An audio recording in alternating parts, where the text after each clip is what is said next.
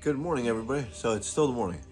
So I am going to be working on a Jeep, so I'm going to be taking out, hold on one second, a little seltzer today.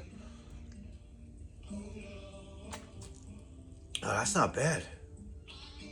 This is from that company over there. I can't promote anything, I can't say anything, but I'm just showing you that's what it is about. That's what I'm drinking. One more time. So yesterday, I had a good day and a bad day. Good thing is, if you notice, really in the background there, what's going on. Hold on a second. So we're gonna pull off the Jeep top today on Black Beauty, but I want to make sure it's safer because the last time I did it, I was rushing and it wasn't the strongest setup there, so I moved over the block and tackle. I thought I thought that doesn't even make any sense. I having a hard time hearing. My wife says stop signing, so you look crazy. I said, well, I'll try. She's right. But I hope I meet somebody that can sign so I can talk to them that way because I want to learn. I'm learning, but I'm going to try not to sign. And as an Italian, we all sign no matter what. So here we go back onto the Jeep. That's the best part of that song. So everybody loves that part of that song. No questions. So as we're looking up here, right? I got a whole different setup here. I got ladders like everywhere. I got 3 different ladders, then another ladder up there. I got an 8-footer there. I got one of those bifold ladders here, big giant ladders. I got another standalone ladder. It's like it looks like a 12-foot ladder, 10-foot. There, it might be 10-foot ladder. Then I got a 25-foot ladder. I got ladders everywhere, right? So my point is, we're gonna take the Jeep top off today. So what we're doing is we're backing in, and it's perfect. It's perfect.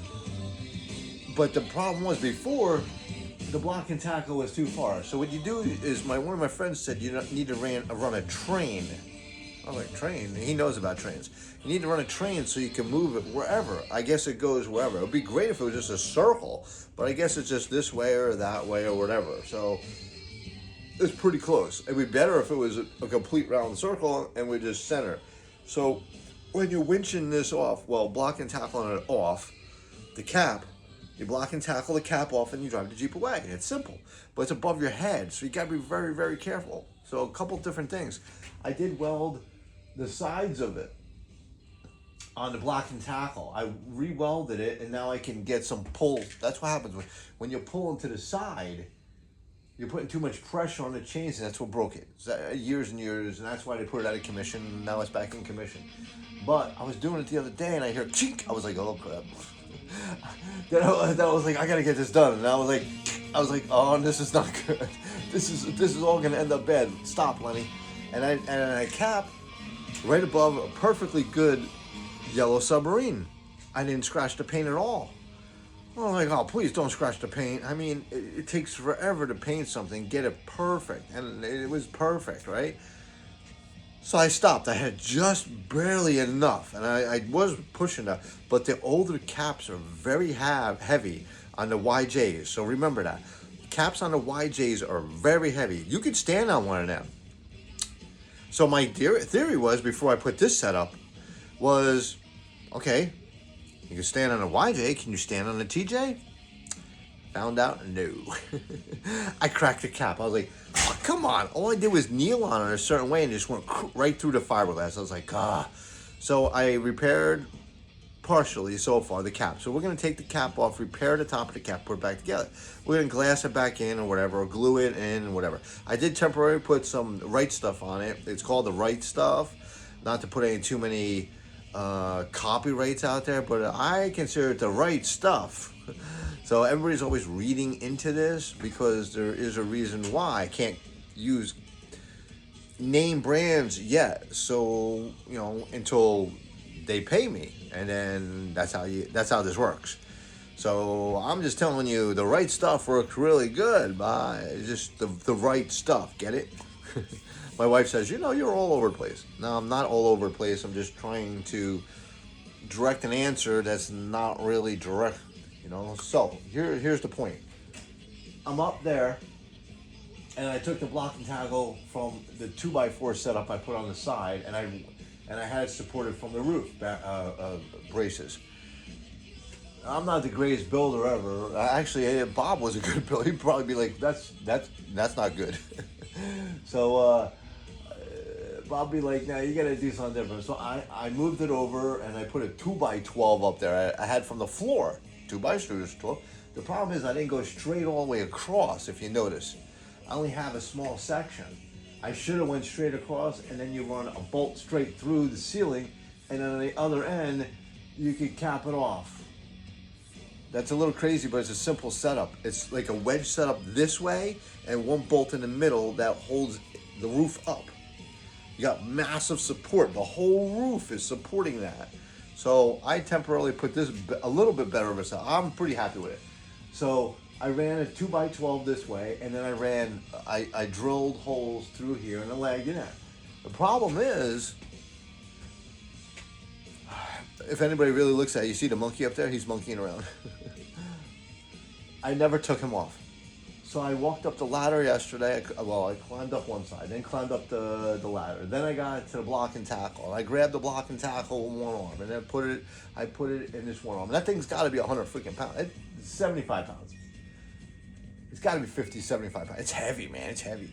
So I'm holding on with one arm, right? And then stupid me, if you notice something going around in the background, I'm lucky I didn't break my arm. I'm not even joking you. So with the right arm, I had the block and tackle here. I went like this with this arm, and that fan hit my arm. Holy cow! It's big time bruised. As in, I don't see a bruise. Oh, it's bruised.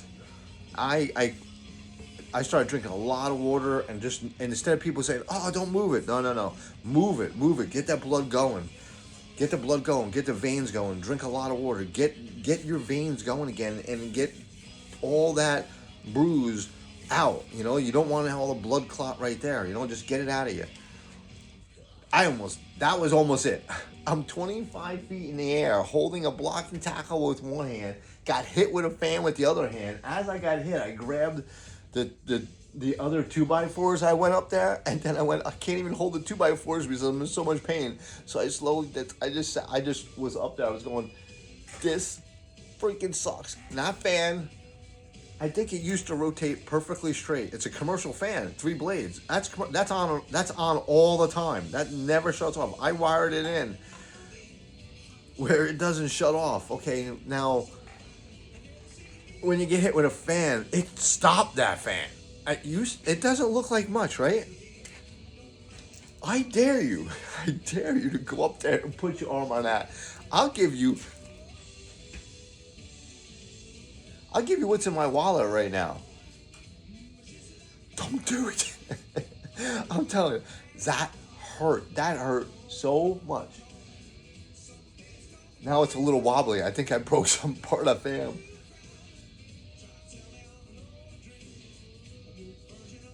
I don't know if it was always wobbly or what, but it just got a slight wobble in it. So I think I took it out. I think I might have bent one of the blades. We'll have to shut it off when I figure that all out, when I wire it. When my cousin Steven is supposed to, well, he's not supposed to. It's my fault.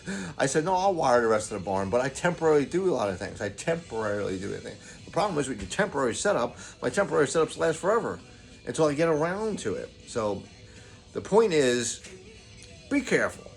And then, of course, my safety kit, I didn't have aspirins in there. I was like, what? So let me stop with that. And I got hurt yesterday. It's the only reason why you didn't get 3 or 4 more videos, because I'm lucky that the fan didn't hit me and take me off the ladder. I took the beating. I just took one heck of a shot. Damn, that hurt. I'm not joking, dude. That hurt. I'm not a big guy either, but boy, it's the little guys you got to worry about. The little runts, not the big. The big guy would have busted the face. Would have been like, what? What the hell was that? I went poof. I went. Oh. So I mean, I really went, and I couldn't do nothing. I was standing on 25 feet of the ladder. What am I supposed to do? Panic? No, you don't panic. You just bear and grin. Just hold the pain in until you get down slowly and safely. and prepare yourself for an accident. And when an accident does happen, be prepared to do everything. Have first aid kits. I had a first aid kit, but I used all the Tylenol and aspirin in that thing because I'm always getting hurt. I'm always getting hurt. I'm always catching things on fire. I'm not right, but I'm trying not to, and I did not even think about the damn fan. I was right, I'm literally right. I'm like a foot away from that fan. One arm right above. Boosh. I think I won a little bit. I think it's bad. So let me finish that. Let me do a little more boxing in up there. And when I'm done boxing in, I'm going to bring the Black Beauty in. And when Black Beauty's in, then we're going to hoist this one out safely. I'm trying to get it done faster. The newer caps on the TJs are much lighter and easier. I'll show you how they come off. The fronts have clips that go like this instead of screws all the way across. And the back has the normal bolts and holes, the regular bolts. Now, it would have been nicer if they had some kind of clamp setup too. Then you'd be clamp off. But there must be a reason why there's two fast clamps here that just quick disconnects. Take the visors down, clip it down, done on the TJs. I didn't know that. I was like, oh, this is cool. The YJs have screws straight across. My new truck is similar, actually just press the button and it goes backwards. There's nothing. So keep that in mind. Keep on watching. We're going to bring in Black Beauty. We're going to pull off that top today. Bye.